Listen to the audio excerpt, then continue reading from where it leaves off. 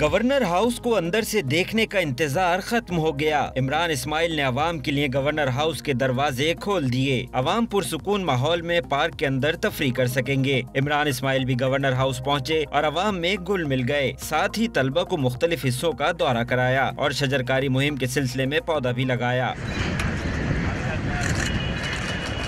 بتایا کہ gate number 4 پر شکایتی cell قائم کیا جائے گا۔ آپ کو کوئی دقت نہیں ہوگی، گیٹ پہ آپ نے صرف اپنا ID کارڈ دینا ہے اور اندر آئیں، گورنر ہاؤس میں گھومیں پھریں، واک کریں۔ جنرل پبلک کے لیے بھی گائیڈڈ ٹورز ہم کھولیں گے، تو انشاءاللہ آپ کو تبدیلی نظر آئے گی۔ شہریوں نے گورنر ہاؤس پارک میں بہتر سہولیات ملنے پر ورزش اور مارننگ واک کا پروگرام بنا لیا۔ فرسٹ ٹائم ہے، بہت اچھا لگ رہا ہے اور کافی موٹیویشن کے ساتھ آئے ہیں۔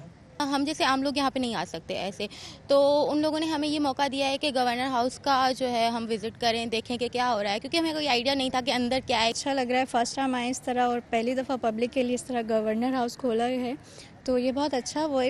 شہری روز صبح 6 بجے سے 10 بجے تک اور اتوار کو شام 4:30 بجے سے 6:30 بجے تک گورنر ہاؤس کے پارک میں تفریح کے لیے جا سکیں گے۔